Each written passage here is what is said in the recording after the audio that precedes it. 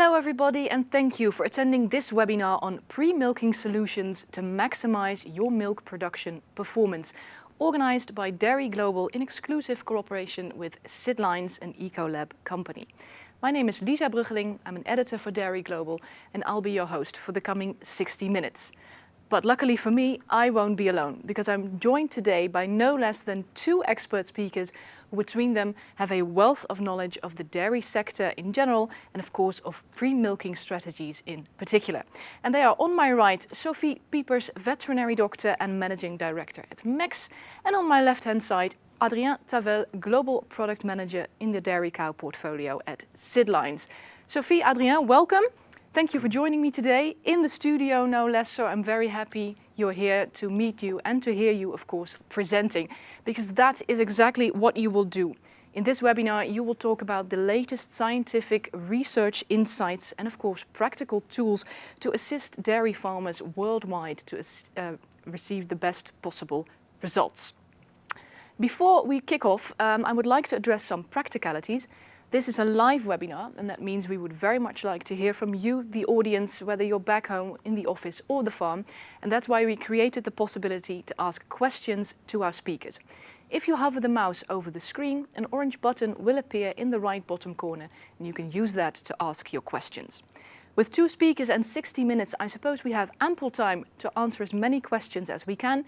If your question remains unanswered though, never worry, because we will follow up those questions via email. Practicalities done, it's time for the fun bit to start, and we will start today with Sofie. And Sofie, you will be presenting best practices of pre-milking to boost your milking efficiency, and you will also talk about the impact of different pre-milking methods on the teat bacterial load removal. So take it away. Thank you very much for the introduction. So let's kick off with the best practices for a pre-milking routine. Let's start with some undeniable facts about milk harvesting.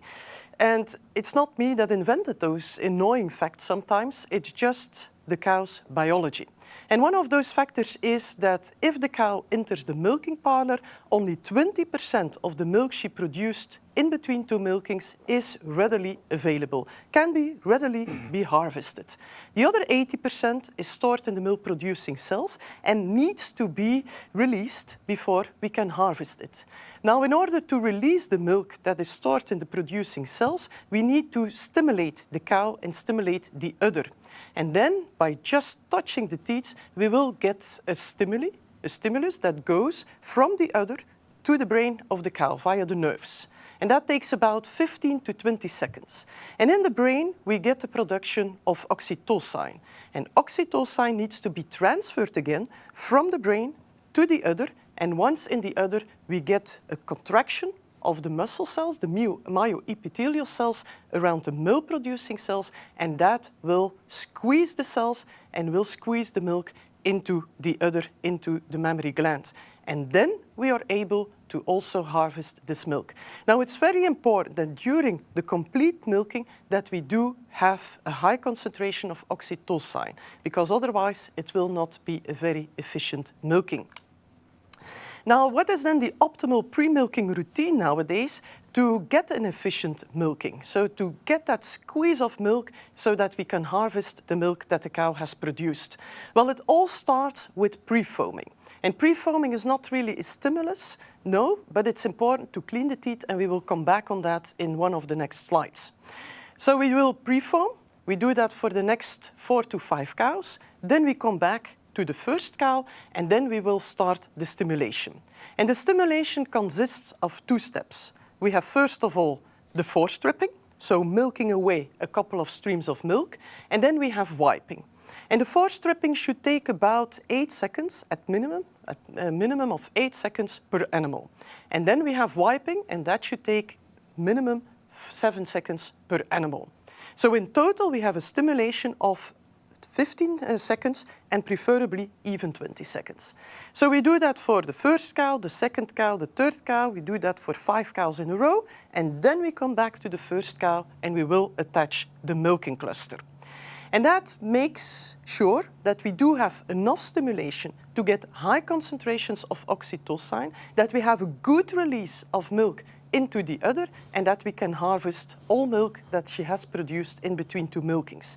But you also see that it helps us to respect a time of 60 to 120 seconds before the first touch, between the first touch of the teeth and then the cluster attachment. And that is important because in the previous slide we have seen that it takes some time before oxytocin is produced and before oxytocin will reach again the udder and before we get the milk squeezed into the udder and that the milk can be harvested.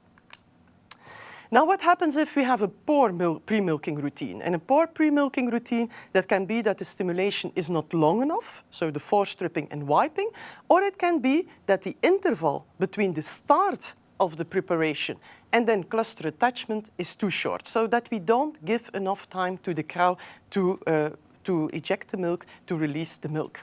Now, that's then what you see on the left side, so the bimodal curve. And there you see two peaks. And peak 1, that's the 20% of milk that is present in the udder when the cow enters the milking parlor. So on the y-axis, you can see the kilogram of milk per minute, so it's the milk flow. So the 1 is the milk that is present, the 2 is the milk that is squeezed into the udder and that was stored in the milk-producing cells.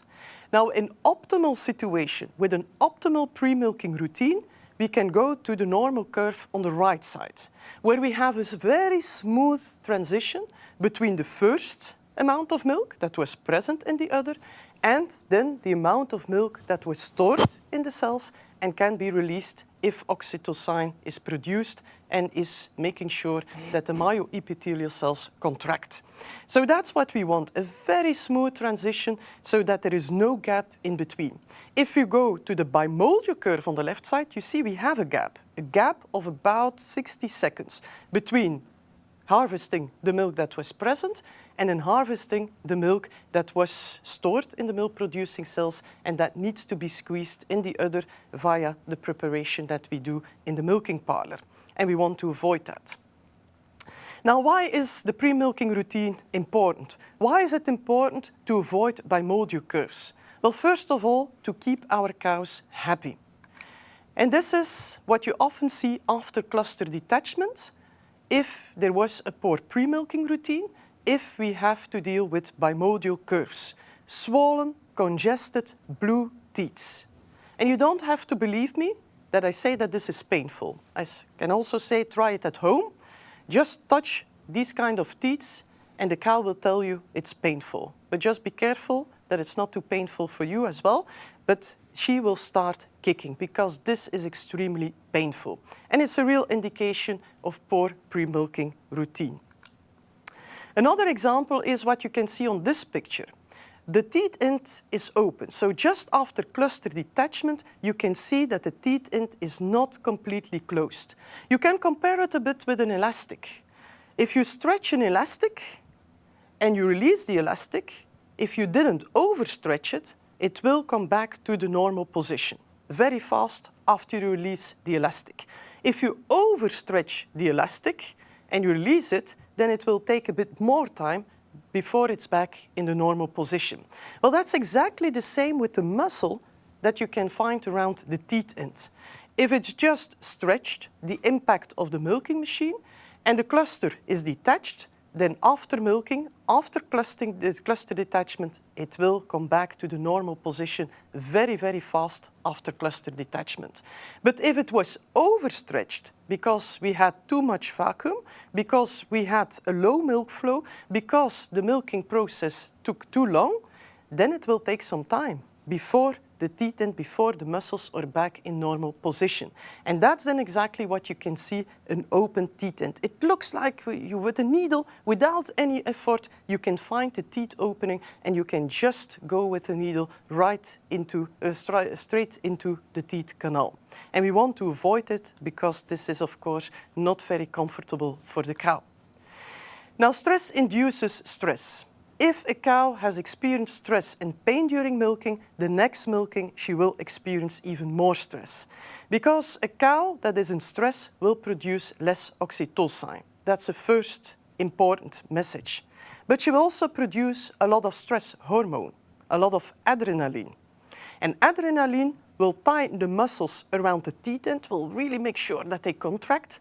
So it's more difficult to evacuate milk because the opening is less big, so it takes just more time to evacuate milk, and that means that we will have a longer milking. And a longer milking means also more pain because we have a high vacuum and a low milk flow. But if we have also the difficulty to milk that cow, then yeah, that's not what we really want, and that will be even reinforced by the low level of oxytocin. Because the adrenaline will also constrict the blood vessels. So if oxytocin is produced, we will see that it even cannot reach the udder. And it needs to reach the udder to have the release of the milk that was stored in the milk-producing cells.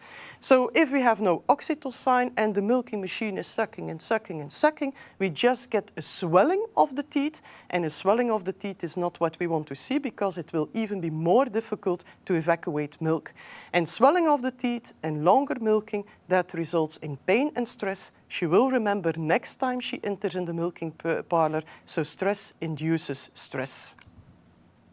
Now also higher profits. If we have a good pre-milking routine, that will result in higher profits. One or the other way, there are losses. In case of a poor pre-milking routine, we lose. Either we will see that there is a longer milking time, so we lose time, and we will have a longer milking time for more or less the same amount of milk. And that's what we often see in farms that milk twice a day with low automatic cluster removal settings. For example, 250, 300 grams per minute. On farms with high automatic cluster removal settings, often farms that milk 3 times a day, we will see that the milking time might stay the same, so we don't lose time, but that the amount of milk that we evacuate, that we harvest, is lower. So there will be more residual milk. So that means the milk has been produced, the investments has been made to produce that kilogram of milk, but we cannot harvest it. It cannot be delivered for human consumption. So in case of a poor pre-milking routine, we always lose. We lose time, or we lose milk, or we lose time and milk. So that's what you can see here. Let me go back to the bimodal curve. So on the left side, we have a bimodal curve, a poor pre-milking routine. On the right side, we have the normal curve. So where we have that smooth transition between the milk that was present in the udder when the cow entered the milking parlor and the milk that was released from the milk-producing cells during preparation and during milking. What can we see here? Well, on the left side, in case of a bimodal curve, we see that it took about 6.5 minutes to evacuate 7 kilograms of milk. On the right side, when we have that normal curve, we see that it took about 5 minutes to evacuate, harvest 12 kilograms of milk. So here we are losing time and we are losing milk. And that's just because we lose a lot of time in the third step. You see that gap of 60 seconds. We have to wait until the concentration of oxytocin is high enough and until oxytocin has reached the udder, where we can then have the contraction of the muscle cells, the myoepithelial cells around the milk-producing cells. So this is exactly what happens if we have a poor pre-milking teat stimulation. Now, to force-strip or not to force-strip, from my point of view, we need to force-strip. We need to milk away those 3 strips of milk before or as part of the teat preparation. It's important because in the first strips of milk, we have the highest bacterial count and we have the highest cell count. So from a point of view milk quality, it's important that we milk away those 3 strips of milk. But it also helps us to detect clinical mastitis in an early stage. And if we detect clinical mastitis in an early stage, we can have a treatment very fast, so we can decide what will we do with the cow to cure the cow, and the faster we decide, the shorter the treatment. And then we come to the stimulation. Force stripping is a really strong stimulation, and that's what we need to have concentrations, high concentrations of oxytocin, and also to have that release of milk into the udder. If we have high concentrations of oxytocin, then we have less pain and more comfort for the cow, less burdening of the teats, so indeed less pain. Now, I like the research that has been done by Matthias Wieland in Cornell University, just to show you what is the impact of force stripping or the impact of not force stripping. And what they did in that research is taking a group of animals in one farm, and they had a control group and a treatment group. And the only difference is force stripping or no force stripping. So all animals in the control group, in the treatment group, were pre-dipped. So that was done. Then we had force stripping in the treatment group, but not in the control group. And the wiping was also done in both groups. So really cleaning the teeth was also done in both groups. And then we had a time that was respected, the interval between the start of stimulation and then the cluster attachment. That was also the same in both groups. So in both groups, there was an interval of 90 seconds between starting the stimulation and cluster attachment. But in the treatment group, they started with force stripping, followed by wiping the teeth, and in the control group, they started with wiping the teeth. And then we can see the effect. 25% more bimodal curves if no force stripping was applied. 8% less milk evacuated in the first 2 minutes. 3.3 times more blue congested teeth, so pain for the animal. Up to 10% longer milking times and 10% more reattachment. This is just the impact of no force stripping, no other differences. So longer milking times, more pain for the animals. Now, what happens if we don't respect that interval between start of teeth preparation and then cluster attachment? So that 60 minutes, 60 seconds to 120 seconds. So again, they took a group of animals. They were divided into 2 groups, control group, treatment group. And now the only difference is, do we respect a time between start teeth preparation, so touching the teeth, and cluster attachment, yes or no? In the treatment group, they did it. So that's number 4. They respected the time between teeth preparation or start of teeth preparation and cluster attachment. That was done correctly, so that we have a time in total of 90 seconds, so that interval between start teeth preparation and cluster attachment.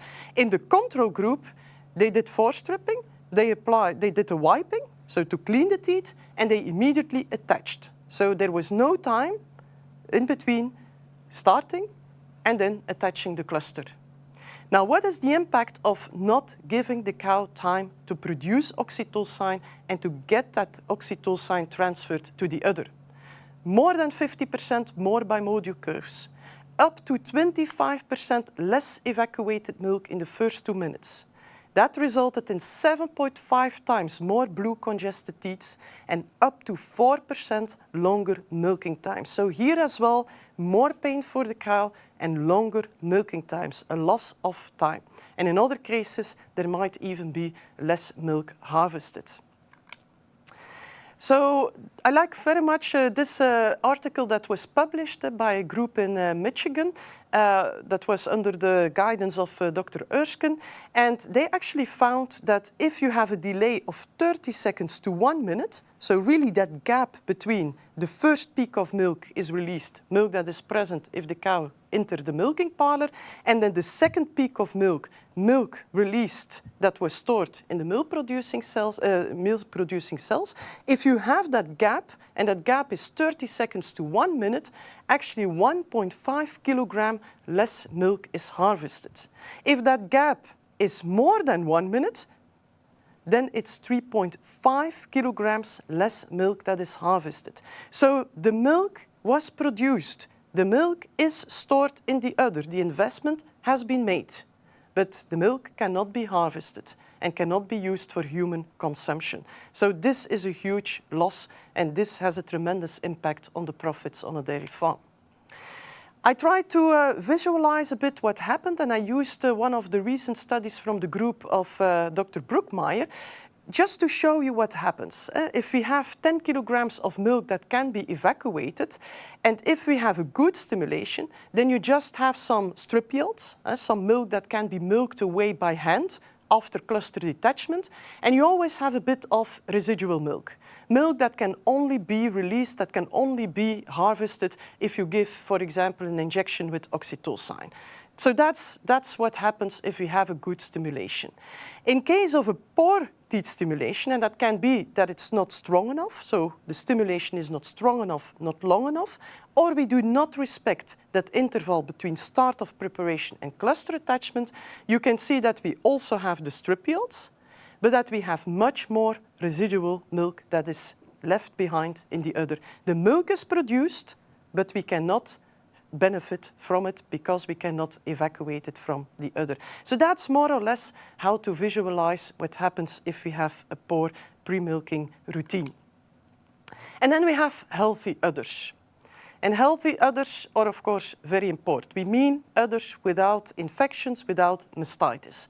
Well, I come back to this slide with the open teeth orifices, with the open teeth ends. If the muscle around the teeth end has been stretched too much, then it will take more time before the muscle is back in the normal position. And in the meantime, the teeth end is open. And if the cow can stand for another 30 minutes, 45 minutes, by that time the teeth end might be back in normal, the muscle might be back in normal position and the teeth end might be closed. But on many farms, the cows can lay down immediately in the cubicles. And then there is a real close contact between the bacteria and the environment and the teeth end. And if then the teeth end is open, of course, you really have bacteria that have a highway, an open highway, right into the udder. They can easily penetrate via the teeth end in the teeth canal and in the udder. And this is, of course, a huge risk for mastitis, for udder infections. Secondly, and that's research from our own group as the Faculty of Veterinary Medicine in Ghent, if the teeth are congested, then we see a positive association with higher cell count. So apparently it makes the animals also more susceptible for other infections, for intramammary infections. And then more residual milk. Well, if you have more milk that is left behind in the udder, you have also a higher risk for milk leakage. And that's exactly what you see on the picture. And if this cow is infected with, for example, Staphylococcus aureus, and another cow is laying down in this cubicle and the Staphylococcus aureus ends up on her teeth skin, of course she has a high risk to become infected with Staph aureus. If this cow is infected with Staph aureus, then you find also Staph aureus in the milk on the cubicle, and this cow is an infection source for her herd mates. But on the other hand, even if this cow is not infected with Staph aureus, she also increases her own risk to become infected and to develop mastitis, because the bacteria that are present in the environment can easily penetrate in the udder. So then we are talking about Strep Piepers, we are talking about E. coli. If the teeth end is open, if milk can leak, then we have an open entrance for bacteria that are present in the environment. So that's a part on the impact of pre-milking routine. But what is then the pre-milking cleaning? Why is it important to have a good pre-milking cleaning as part of the pre-milking routine? Well, I like to show you some latest results on the bacterial load on teeth skin. And actually, it is something that we know already for a long time.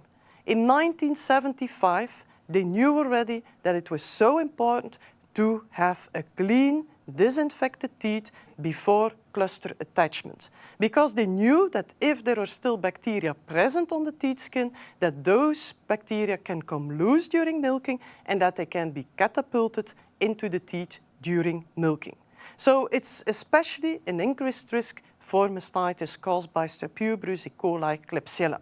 So that's why they came up with procedures like pre-foaming, pre-dipping, to make sure that we have a clean teeth. So it's something that we know already from 1975. But I will try to convince you to do it from now on, because some farms are still not applying a good pre-milking cleaning and disinfection. So why do we have that pre-foaming, pre-dipping? Well, first of all, it makes it easier to clean the teeth. And if there is no dirt present on the teeth skin, then that dirt cannot come loose during milking and cannot be catapulted in the teeth and cause new other infections. But it also helps to kill bacteria. We can have an easier cleaning, and in some cases we will also have a real disinfection of the teeth skin. And less bacteria is less risk of mastitis. Now I want to show you the results of two studies that we performed at Ghent University in collaboration with MTMU Ghent, an in vitro trial, so that means in the lab, and then also an in vivo trial, so really in a farm that is connected with the Faculty of Veterinary Medicine in Flanders in Belgium. So what did we do in the in vitro study? Well, we just wanted to see, is the setup really working? So what we did is we took rubber calf nipples, as you can see on the pictures, and we exposed them to a fixed concentration of Streptococcus ubris. So Streptococcus ubris is a really prevalent major mastitis pathogens in many regions around the world.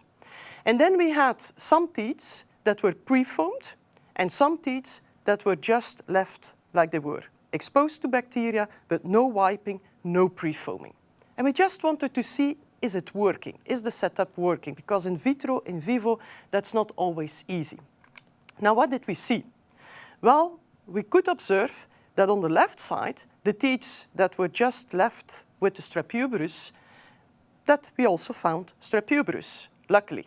So they were not wiped, they were not pre-foamed, we just exposed them to strep uberus, we swabbed them afterwards, and what did we find? A lot of strep uberus bacteria. Now, if you look to the right side, then you can see a picture of an agar plate of a teat, a rubber calf nipple, that was pre-foamed and that was wiped. And what do we see there?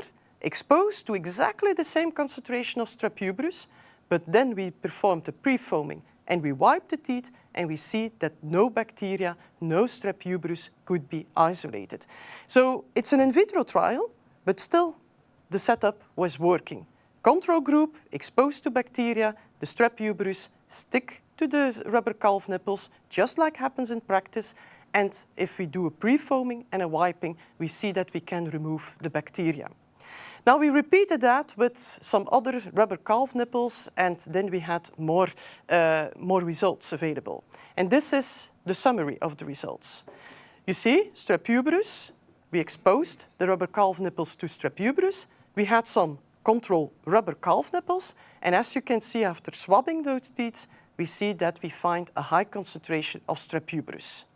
Then we had a set of rubber calf nipples that were just wiped.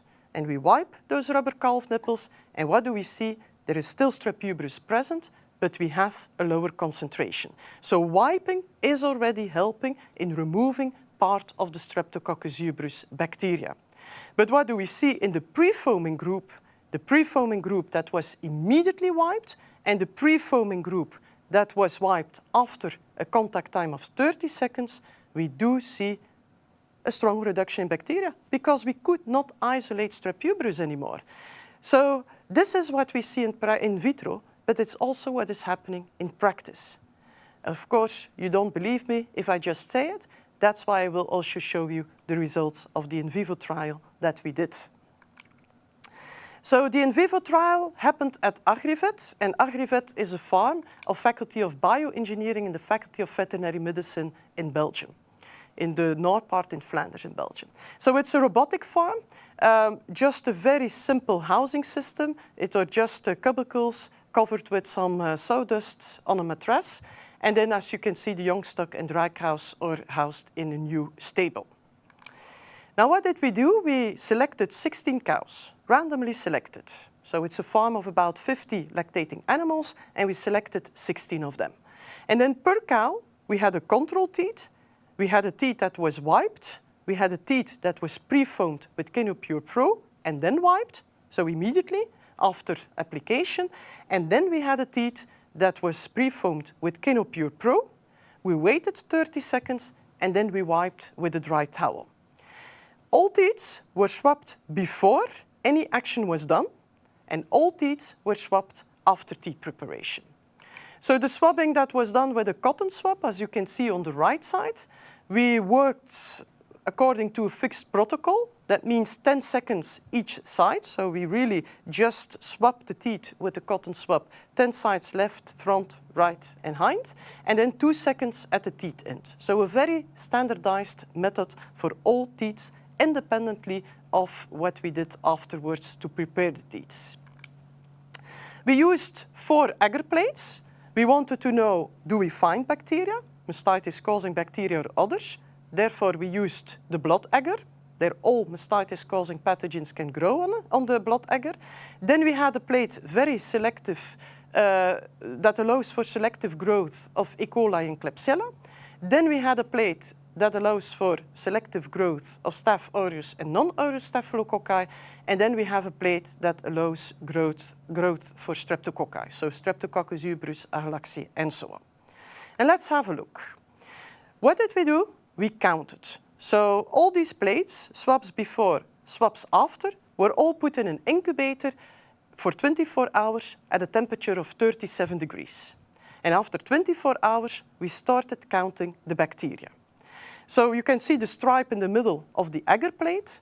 On the left side, you had the results of the swab that was taken before any action was taken, so before wiping, before pre-foaming.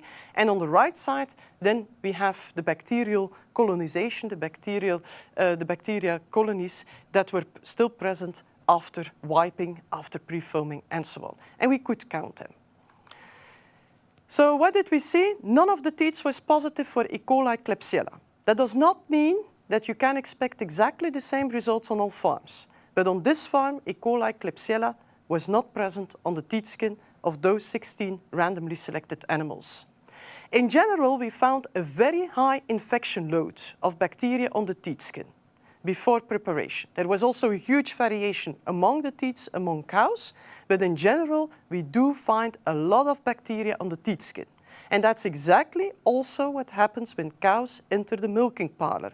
There are a lot of bacteria on the teat skin. The bacterial load can be very, very high. And these are the results for the Streptococci species. So the pink column is the result, the number of colonies that we counted before any action was taken. And the gray column is representing the colonies that we counted after, for example, wiping or pre-foaming with Kinopure Pro and wiping, immediately wiping, or respecting a 30-second interval. So you can see in the control group, yes, there was a reduction between before and after, but that was very small, 13%. And of course, just by swabbing the teats, you eliminate already some of the bacteria, so that's not unexpected either. And it's actually non-significant reduction. If we then look at the group wiping, so that means we have the teats, we swab them, and then we wipe them with a dry towel and we swab them again, we see a reduction of 27% in Streptococci species. So a stronger reduction compared to the control group. If we then look at the group that was pre-foamed, so pre-foaming and then wiping with a dry towel, immediately or after a contact time with 30 seconds, we see a very strong reduction in the number of Streptococci species on the teat skin. If we immediately wipe, we have a reduction of 81%. If we respect the 30 seconds, we have a reduction of 90%. Let's have a look at the results for the Staphylococci species, so non-aureus Staphylococci, Staphylococcus aureus, before and after. Again, the pink columns are representing the colonies that we counted before taking any action, and the gray columns are representing the colonies we counted after, for example, wiping, after pre-foaming. So what do we see in the control group? Again, a very small reduction, 11%. But again, we already wiped or we already swapped away some of the bacteria. If we just wipe with a dry towel, it was also 11%. So actually no difference compared to do nothing. So just wiping was not really effective in eliminating staph species from the teat skin. If we do a pre-foaming and an immediate wiping, we saw a reduction of 72% on average. And if we have the pre-foaming with Kinopure Pro and we respect the 30 seconds contact time and then we wipe, then we see a reduction of 84%. So a very strong reduction in the number of staph species on the teat skin after pre-foaming and wiping with a dry towel. That brings me to some take-home messages for this part and some conclusions. Don't hesitate.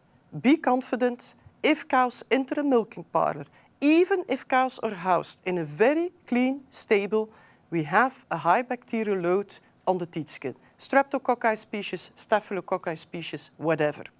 So there is a huge difference between clean and sterile, and the teats are never sterile when the cows enter the milking parlor.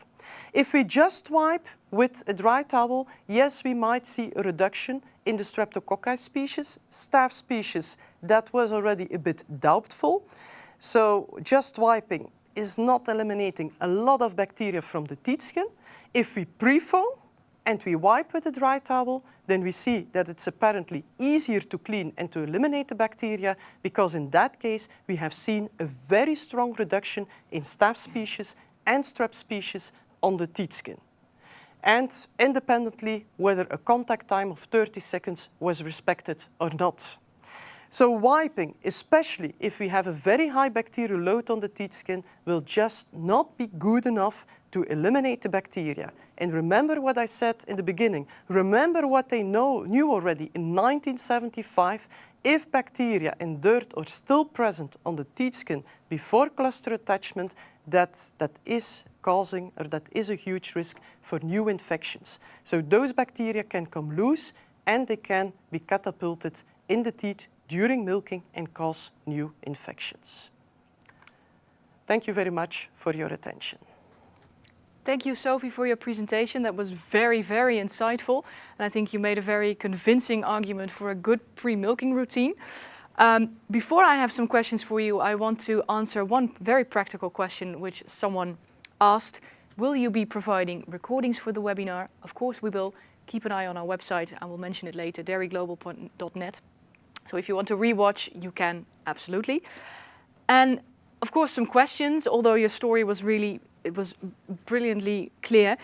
You made such a convincing argument that made me think, why on earth as a farm would you decide not to do the whole pre-milking routine? So no force stripping, no. Why would you do that? Is that a time question, money question? What? Well, money question, if people think it's a money question, I don't believe that, because pre-foaming is quite cheap, so that should not be an issue at all. But time, at least the perception that it costs time, and that's mainly what people think. If I do an extra step, then it will cost me a lot of time. That's actually not true, because if we go really to the mega farms, the really large farms around the world, I will not say that all goes perfect over there, but the milking routine is very structured and they do every step. Pre-foaming, force stripping, wiping and respecting that interval. And they know why. Because it's just resulting in a higher output. They milk more cows in less time, and that's why they do all the steps. So it's just a matter of perception, because you have seen it. All studies show if we have a poor pre-milking routine, if we don't do that force stripping, we lose time, because we have to wait in the end before the cow is ready. If the cow is not ready, we cannot harvest the milk. And if we are on the bad side, we will even have less milk for a longer milking time. So that's mainly a perception-wise, that it costs more time, but in the end it's not true. For force stripping, I can say that some people also think that they will transfer bacteria from the milk from the cow that they are force stripping. Then there might be some milk on the hands, and then they transfer it to the other cow, the next cow in the row. But yeah, that's very limited. Wearing gloves can already be very helpful, because then the bacteria cannot stick. And what we also see in milking parlors that are really well organized is after 5 cows or 6 cows, that first row of cows that is prepared, that they just have an alcohol dispenser. So they just press on the alcohol dispenser. It's really on the right height for pressing on it. They put some alcohol, and by the time that they are back to the first cow to attach the cluster, then the hands are disinfected. So that should not be a reason either to not force strip, for example. Okay, thank you. So actually, I hear very, very few arguments for not doing the whole pre-milking routine, in short. Someone else wanted to know, what is the importance of keeping the force stripping and the wiping separate?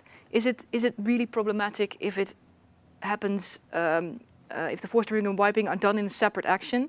So you need to keep it in one action. So yeah. Yeah, that's a good question, and it's not always easy to change that. I have proposed the optimal pre-milking routine based on the insights we have today. And the best is there that force stripping and wiping are combined in one action. Why? Because we have the highest oxytocin levels in that case. Because we have one long stimulation, and that's the ideal situation.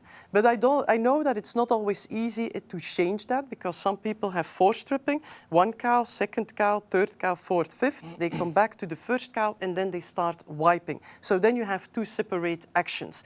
That's not bad either, but it's not the optimal one. So if you can change, then it's better to have it in one. But it has mainly to do with having high concentrations of oxytocin and keeping them high as well then during milking. And every time if we have a bit of a reduction in oxytocin before, for example, the wiping step is done, every time that we have to come up with a new load and a new concentration or higher concentrations again of oxytocin, we lose a bit of the effect. Every time those cells need to squeeze again and again and again, it will be less efficient after a while. Okay, thank you for that. And now my screen is exploding with questions, so I need to shift a little bit to do a priority list. Someone says, thank you for your excellent presentation. Do you recommend to change the pre-foaming product, for example, every 6 months? Every 6 months, I would actually not know why doing that. We don't see a lot of resistance in these kind of products. The same is actually true for post-milking tea disinfection. So resistance is, or if that would be a reason, no. Reasons to change, or indeed that you doubt about the efficacy, but that's something that you can easily test yourself. You have seen we do it via swaps. You just look before and after. You can easily test that yourself, or it might be that you see some effects on the teeth skin condition that you say, yeah, the teeth skin condition is not fine and so on. That can be reasons indeed to change the product. But just routinely switching every 6 months, I don't see a reason why you would do that. No. No added value then? No added value. And the last question for you, is teeth dipping solution in foam, is that more effective than if you use a liquid? Well, that's a good question. I can only answer what is happening with the foam, and Adrien might be even more experienced in that than I am. But actually with the foam, indeed, it is built, it is constructed and created in that way that you have a better detachment of dirt and of bacteria with surfactants and all these kind of difficult terms. In case of liquid, you just put it on the teeth, and there is, it's just by making it a bit more wet that you can actually also easily remove bacteria, but there is no special action into it to really get that getting loose or losing the bacteria from the teeth skin. Thank you for that. Time-wise, we have to continue because we have our last, but certainly not least speaker waiting to begin. That's Adrien, and you'll be talking about cleaners and biocides positioning from a CID Lines perspective. So take it away. Thank you very much for listening. And I would like to start my presentation by saying a big thank you to Sofie and her work, the work she did. And especially, I would like to emphasize 2 main points from her presentation. How beneficial is an optimal pre-milking?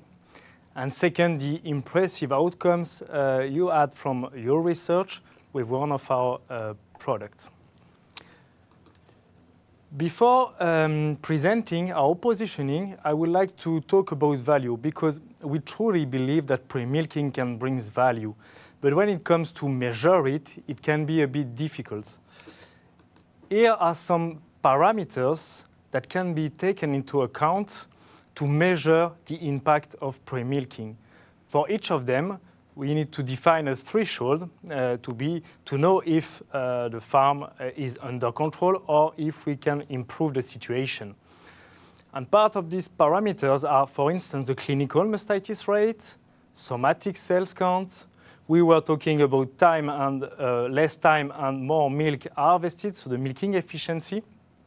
And we could also measure the teeth and skin condition score. But then, so when we define the parameter, we need to assign a value behind them. So for instance, and this figure can differ from one country to another, but there is value behind each clinical mastitis case. This is, for instance, €300. When we talk about saving milking time, if we take the hourly labor cost in Europe is 33 euro per hour. And when it comes to the milk quality, and especially for the somatic sales count on the milk pay, you can even gain money at this time. So there is a lot of value behind pre-milking, and we can measure it. And this is important to show this to each dairy farmer to calculate the return on investment, and we truly believe that this is very high.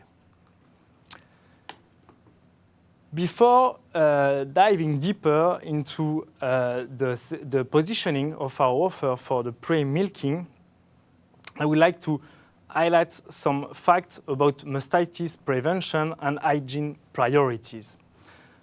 The main information you need to get if you want to advise for hygiene is where the contaminations comes from. And the contamination comes from either the environment or from the animal himself. And for the environmental, what you can see on the screen on the dark blue, the contamination, the timing of the contamination will occur mainly before the milking and after the milking. And for this, we will recommend to have a strong cleaning before the milking, and for the post-milking to apply a protective teat dip. When it comes to a contagious model, the contamination occurs through vectors. And what we will recommend for each step of the milking is to disinfect. First, you need to disinfect the cluster, and then to disinfect the teats after the milking and before the milking. The second thing that is important to know is that the origin of the pathogen will mainly lead to a type of mastitis. Pathogen from the environment will mainly lead for the clinical mastitis, when pathogen like Staphylococcus aureus living on the skin will mainly lead to subclinical mastitis. And this information is available on the farm, because most of the time this is really difficult to get information about the pathogen on the farm, but this information can be captured inside the farm. If we have a closer look about pre-milking and how we can position our offer, you need first to ask 2 questions to the farmer. What is the somatic cell count in your bulk tank, and what is the yearly mastitis rates in your herd? From these 2 questions, you will be able to define 4 different models. Farmers that are low somatic cell count and low mastitis rates, we will define them as under control. Farmers that have very high somatic cell count, very low somatic cell count, but very high mastitis rates, the contamination from what I said before will mainly come from the environment. And for this type of problematic, we will recommend a dedicated product and solution. Then if we look at the right side, farmers that have very high somatic cell count but very low clinical mastitis, we can assume that the contamination will mainly occur by cross-contamination between the animals, and we will call this one as a contagious model. And then you have farmers that have both very high somatic cell count and very high mastitis rates, and we will define this as a mixed model. For the 2 first models, under control, environmental models, so very low somatic cell count, we will advise for a cleaning. Then, when the somatic cell count is high, or when you have both patterns in your herd, we will advise for a cleaning again, plus a disinfection. And in our range, we have 2 different types of products. We have cleaners, so they are not biocides, they are not disinfectants, and they have a very strong cleaning power. And then they have also very good skincare properties. They are based on lactic acid, and they will provide you for the 2 first models very high and good results. Second, we have our biocide range. These products are designed to help dairy farmers that are facing the most challenging situations, so high somatic cells count, both contagious and environmental contamination model. And this product will clean and disinfect. And if we go back to the positioning and the model definition, so the two first models, under control and environmental, we will recommend to use the cleaner. And in this product type, we have several products in our range. You can see two on the screen. Canopio Pro, this is the one we performed the study with Sofie, and we have another one that is Oxyfoam. And this wide range of products inside each product type allows us to answer all the farmer needs. When it comes to more challenging situation, we will recommend to use a biocide, which can clean and disinfect. And these formula are mainly based on chlorine dioxide, which is a very strong, powerful, and quick disinfectant. And that is all for me. And what I would like to say as last comment is, I would like to encourage you to advise for pre-milking. Sofie showed us how important it is, and start boost your milk production, because you will limit the new contamination. By reducing the bacterial load, we saw the results. You can reduce by more than 90% the bacterial load using even cleaner solution. And you can also detect early mastitis signs when doing the force stripping, for instance, and this will reduce the severity and the spread of the contamination. Then elevate your milking performance, because you can be more efficient. You can reduce the milking time and at the same time reduce the teeth injuries.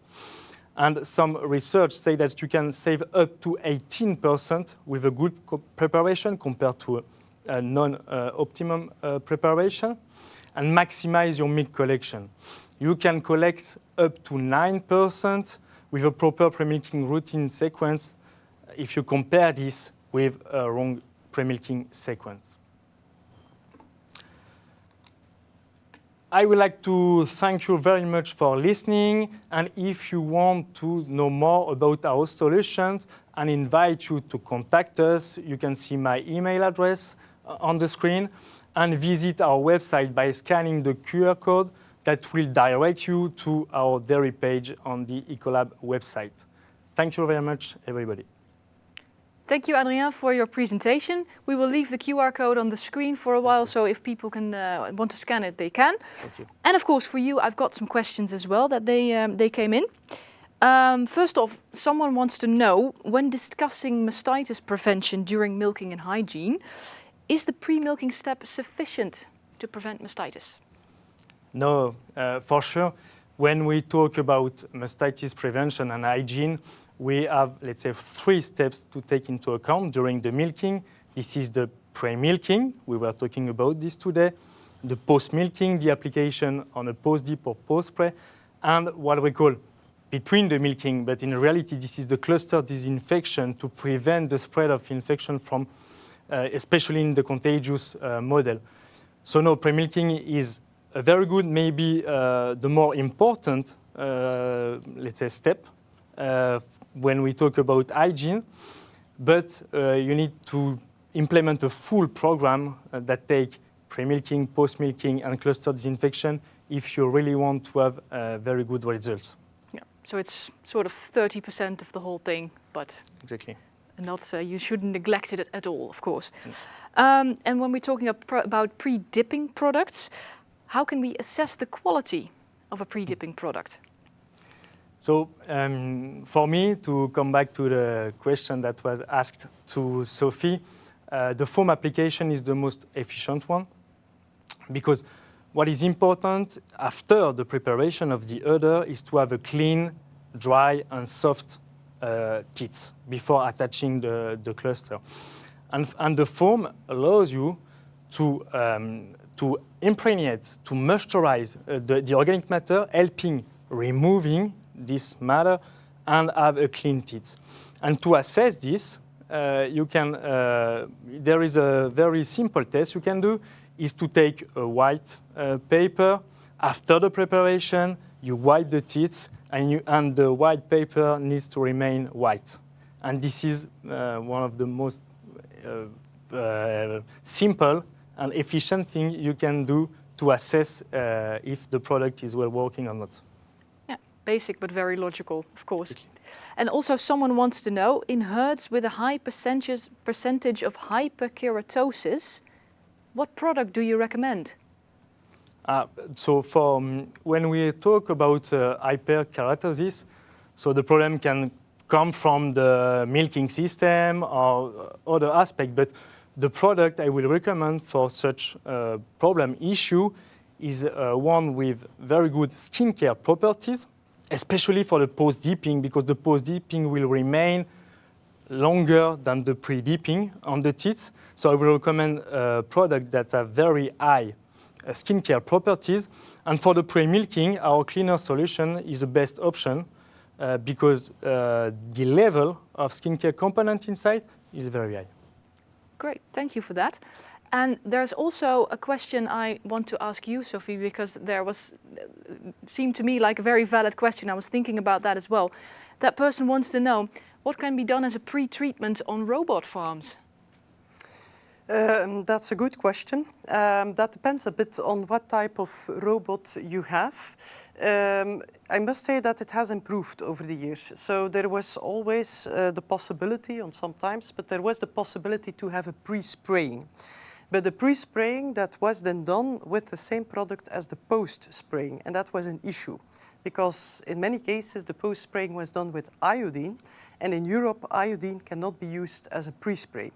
So that was a bit of an issue. In some circumstances, if there were reasons enough, the pre-spraying could be activated, and then you had to write that, and the vet had to mention, okay, this is really needed to solve the problem, and also from an animal welfare point of view and so on. So it's a bit choosing and putting or setting priorities. But nowadays, there are machines, there are certain milking robots that do have the possibility to have also a pre-disinfection that is separated from the post-milking teeth disinfection. So you see that also these kind of brands or that milking robot dealers are working on these kind of solutions, all the more so since Strep Piepers is the most prevalent bacteria. But we need to be honest, on robotic farms, everything or most needs to happen in the stable. Even if you have a pre-milking teeth disinfection, even clean with brushes or with a preparation cup or whatever, you need to have a clean stable. And it's really the udder hygiene and the hygiene of the cow that will determine if you have issues or no. And you can compensate a bit with those pre-milking teeth disinfection systems that now are introduced on milking robots as well. But in the end, it's different. If you have in a conventional parlor, you see it's still dirty, the white tissues are still dirty, you can decide to clean again. You have possibilities to compensate or to use indeed pre-foaming products. And that's not the case in robotic farms. So even with the new systems that are introduced into the market, it remains important to really focus on the hygiene, because that's where it all happens in every stable, but especially in a robotic farm. Yeah. And I heard you nodding in agreement. Yeah. Do you want to add anything to that statement?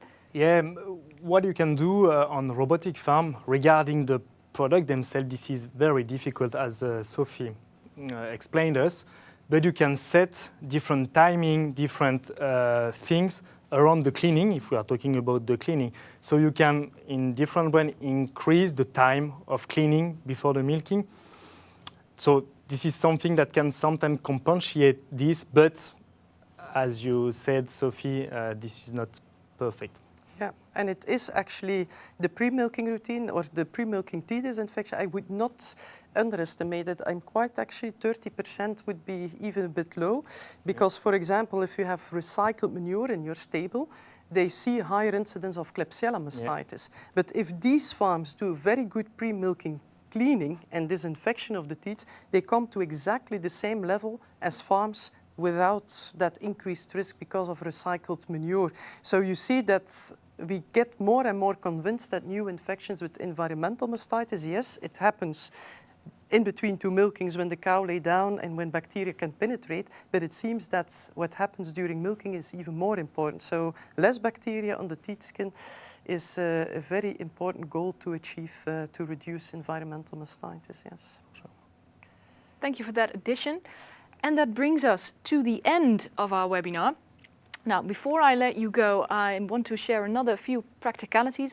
As I mentioned before, if you want to rewatch this webinar, tell your friends, family and colleagues about it, you can do so on our website dairyglobal.net. And on this website, we also keep you in the loop of the latest dairy-related news. So, of course, take a look. And when I finish talking, there will be a short survey appearing on your screen.